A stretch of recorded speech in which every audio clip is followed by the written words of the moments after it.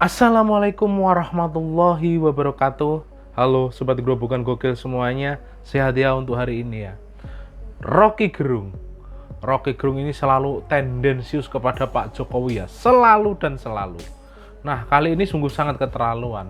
Beliau dalam sebuah acara live di TV ini memojokkan Pak Jokowi dengan cara mengadu domba Pak Jokowi dengan Pak Prabowo ya. Bahkan dalam beberapa kesempatan Pak Prabowo sudah menegaskan bahwa jangan coba-coba ada yang mengadu domba saya dengan Pak Jokowi.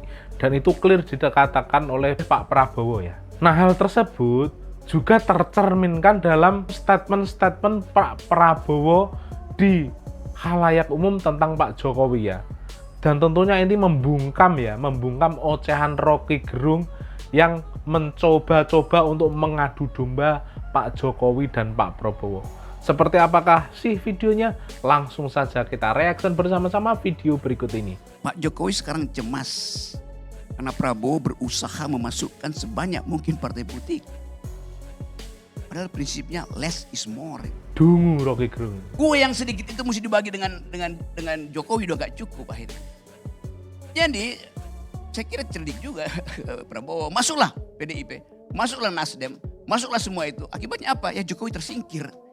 Dia dapat bagian yang paling kecil di situ kan.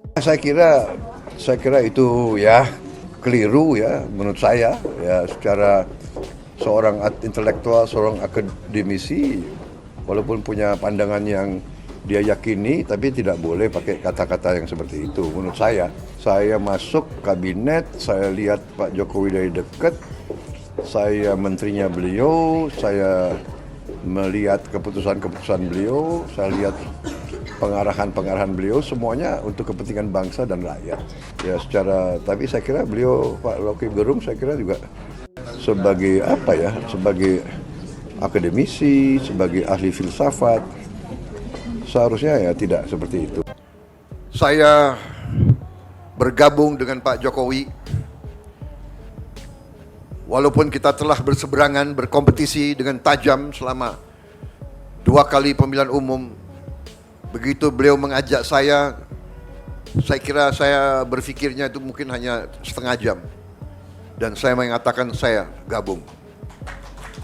Saudara-saudara, saya bergabung dengan penuh kesadaran bahwa tantangan yang dihadapi oleh bangsa kita sekarang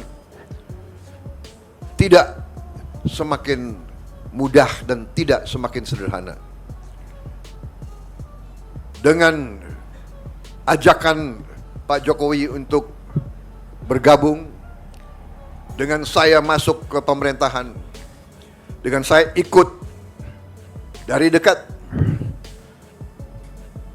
pembahasan-pembahasan, keputusan-keputusan yang diambil oleh Pak Jokowi, saya berkeyakinan bahwa memang tugas pemerintah, tugas penerima kepercayaan rakyat benar-benar sungguh-sungguh harus bekerja untuk kepentingan seluruh rakyat Indonesia, untuk keselamatan seluruh bangsa Indonesia.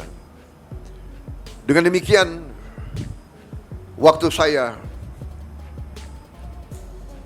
ditanya waktu saya mau maju atau tidak 2024 ini, saya terang-terangan mengatakan saya maju apabila saya direstui dan didukung oleh Pak Joko Widodo. Kenapa? Karena kita butuh kontinuitas. Kita butuh komitmen keberlanjutan. Hal-hal yang baik, investasi uang rakyat yang sudah demikian besar harus diamankan. Apakah semuanya sudah bagus? Tentunya tidak. Apakah perlu perbaikan? Tentunya perlu. Apakah kita perlu untuk berinisiatif, berinovasi, mencari solusi-solusi yang lebih cepat dirasakan oleh rakyat? Tentu itu harus kita lakukan.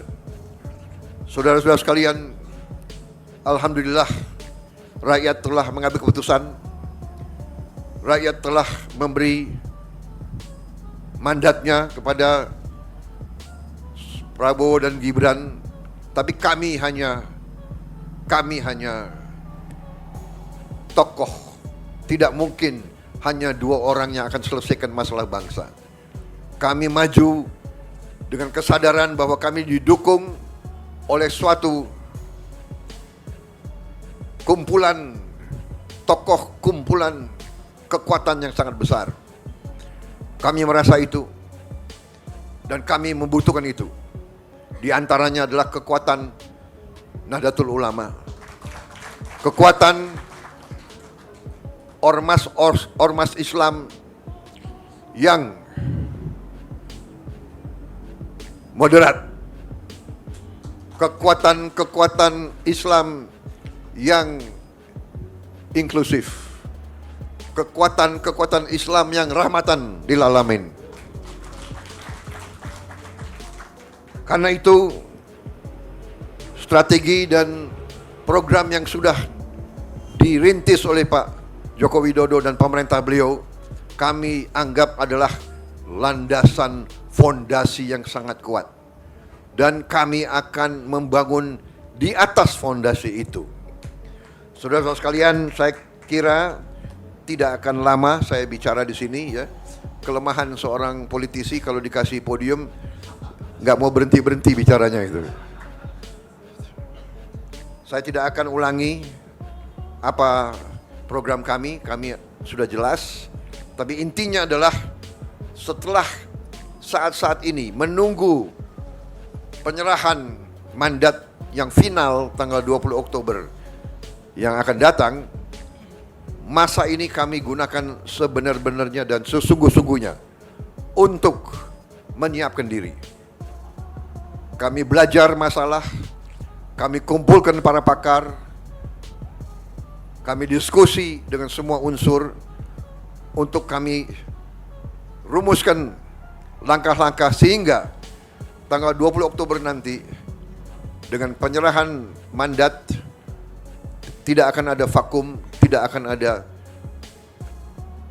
waktu yang terbuang. Dan untuk itu saya harus sampaikan di sini betapa besar Pak Joko Widodo menyiapkan saya.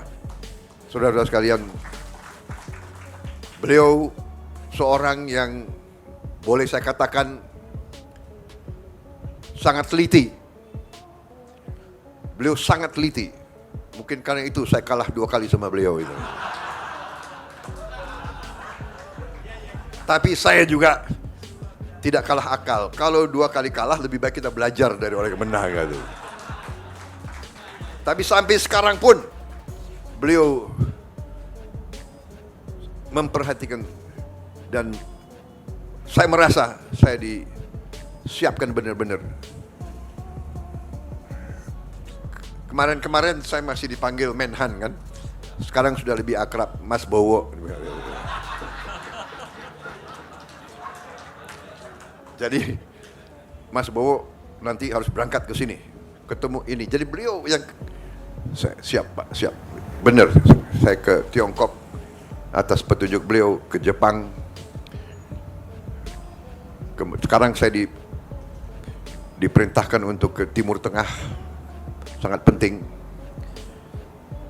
Jadi saya kira demikian, saudara-saudara sekalian. Saya sekali lagi merasa besar hati dengan dukungan dari Nahdlatul Ulama. Saya hari ini sangat senang hati saya karena saya dianggap keluarga NU. Padahal memang saya merasa keluarga NU dari dulu.